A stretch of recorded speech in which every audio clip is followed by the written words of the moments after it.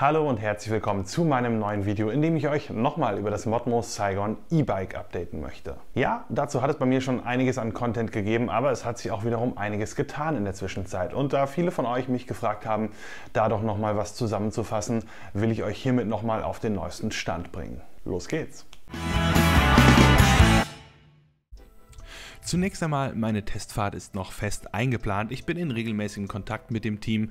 Das arbeitet derzeit aber daran, die Vorbestellerbikes fertig zu bekommen, was ja auch eigentlich gut ist, denn man möchte da keine Verzögerungen und dafür sorgen, dass die Kunden, die schon seit längerem bestellt haben, ihr Bike dann auch wirklich pünktlich im November bereits erhalten. Dann zumindest soll der erste Batch ausgeliefert werden. Aber nun zu den News. Was hat sich getan, was hat sich verändert? Einen regelrechten Paukenschlag setzte es in der vergangenen Woche, also wir sprechen von Mitte September. Da musste Modmo nämlich verkünden, dass es ab sofort erst einmal keine Schaltversion, sondern nur noch das Saigon als Single-Speed-Bike geben wird. Eigentlich wäre eine Shimano Alpine 11-Gang-Schaltung optional zu wählen gewesen, mechanisch oder automatisch, doch die wird es zumindest zum aktuellen Zeitpunkt nicht geben. Modmo selbst wurde von dem Zulieferer erst kürzlich darüber informiert und man spricht sich so ein wenig von der Schuld frei. Wenn die Angaben stimmen, dann wurde man schlicht und einfach versetzt. Shimano sagt, es wird nichts mehr vor August 2021 und dass sie da nicht mitmachen, ist ja wohl klar. Sei es aufgrund der Corona-Krise, sei es aufgrund des Booms im E-Bike-Markt. Fakt ist, so kurz vor dem Launch lässt sich das einfach nicht mehr realisieren, hier einen anderen Zulieferer zu finden und somit müssen leider alle, die das Bike mit Schaltung bestellt haben, entweder auf Single Speed umsatteln oder eben stornieren, sollte es so gar nicht in Frage. Was ihr vielleicht auch in meinem letzten Video sicher schon mitbekommen habt, wird es das Farb-Touch-Display nicht geben. Stattdessen wird nur eine solche Standardkomponente verbaut, die man auch aus anderen Bikes wie dem Watt Brooklyn oder City Panther, aber auch einigen anderen Modellen kennt. Statt Navigation und so weiter gibt es dort nun Standard-Fahrdaten wie Geschwindigkeit, absolvierte Strecke, Reichweite und so weiter zu lesen. Dafür macht man aber Fortschritte bei der Integration des Frontlichts in den Lenker und das sieht, finde ich, schon ganz gut und ziemlich hell aus. Ich glaube, man soll sogar wählen können, ob man das mit Modmo-Logo oder ohne drin haben möchte. Ganz schön verändert, aber zum Negativen hat sich jetzt auch mal wieder etwas beim Gewicht. Dass es die anfangs erklärten 13,9 Kilogramm nicht einhalten konnte, war ja schon relativ schnell klar. Im Juli, August etwa standen dann so um die 17 Kilo im Raum, aber nun kam nochmal eine Schippe obendrauf mit gut 21 Kilo. Ist das Saigon zwar kein Schwer, aber definitiv auch kein Leichtgewicht mehr.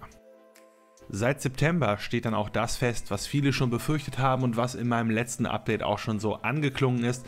Es wird keinen Mod-Mode geben, zumindest in ganz Europa nicht. Dieser sollte die Motorleistung maximieren und mehr als die erlaubten 25 km/h Unterstützung liefern. Zu Beginn war die Rede von einer Leistungssteigerung auf 350 Watt, die per Software, also über die dazugehörige App, freigeschaltet werden kann. Dann wäre man bis auf 40 km/h gezogen worden, was schon ein brutaler Wert ist, aber auch Modmo hat nun Bekanntschaft mit den europäischen Gesetzen gemacht und erklärt, dass es fahrlässig wäre, diese damit dann zu missachten. Außerdem würden einige Versicherungen das Bike dann auch gar nicht mehr annehmen und es gäbe auch mit mehr Leistung Probleme mit Jobradanbietern. Ganz interessant, wie sich das Thema nun entwickelt hat, denn nachdem Cowboy im aktuellen Bike keinen Offroad-Modus mehr hat, bleibt VanMoof mit dem S und X3 mit dem US-Mode der einzige der großen Hersteller in dieser Kategorie, die derzeit noch eine Unterstützung über das Erlaubte hinaus, natürlich nur auf privatem Gelände, anbieten. Ich finde den Schritt eigentlich nur logisch, denn damit macht Modmo sich eben von der Haftung für alles, was passieren könnte, frei und spielt legal. Trotzdem natürlich ohne Frage ärgerlich, da man es vorher schon halt anders angekündigt hat.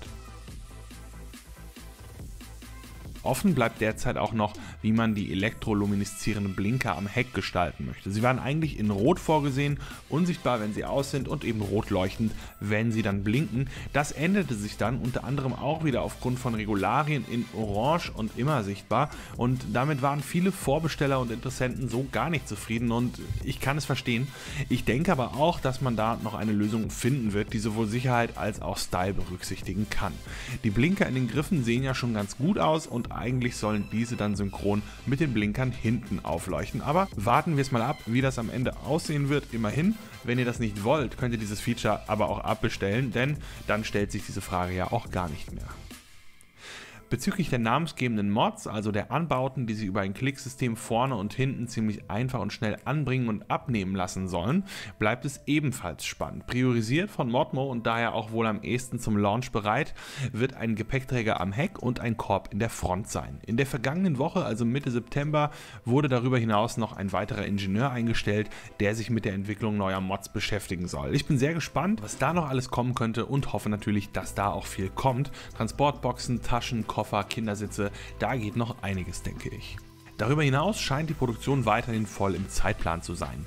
Die Rahmen für die ersten Vorbesteller sind schon eingetroffen und auch seitens Modmo spricht man derzeit noch davon, dass alles im Plan ist. Und das sind doch auch mal gute Nachrichten. Übrigens, wer jetzt bestellt, soll das Saigon zwischen Dezember und Januar erhalten und das finde ich auch voll okay, wenn man das mit anderen Wartezeiten vergleicht. Derzeit kostet es 2.300 €, steht also auf einer Stufe mit dem Cowboy, wird aber später einmal 2.800 € kosten sollen. Aber man muss auch bedenken, dass es das erste Bike von Modmo ist und die eben nicht wie VanMoof oder Cowboy durch bessere Produktionsprozesse, Abstimmungen etc. günstiger arbeiten können, also das dann vielleicht auch in der zweiten oder dritten Generation zu einem reduzierteren Preis anbieten können. Die App nimmt ebenfalls Gestalt an, das Saigon wird darüber ja auch zu tracken sein, die absolvierten Fahrten werden gespeichert, es gibt sogar ein weltweites Leaderboard, das in Planung ist und ein Referral-Programm. Mehr News zu der App gibt es dann bald, hoffentlich auch auf meinem Kanal, denn ich habe eine Anfrage gestellt, Beta-Tester dafür zu sein und sollte ich das nicht viel zu spät gemacht haben, was durchaus sein kann, dann will ich euch natürlich auch noch einiges dazu zeigen. Also, es tut sich immer etwas im Modmo-Universum. Ich hoffe, ich habe jetzt mal so die wichtigsten Infos, Neuerungen und Fakten zusammengetragen, um euch da ein wenig auf dem Laufenden zu halten. Es ist ja auch ein sehr spannendes Projekt, ein sehr spannendes Bike, was da in Planung ist. Ansonsten stellt eure Fragen natürlich gerne in den Kommentaren unter dem Video.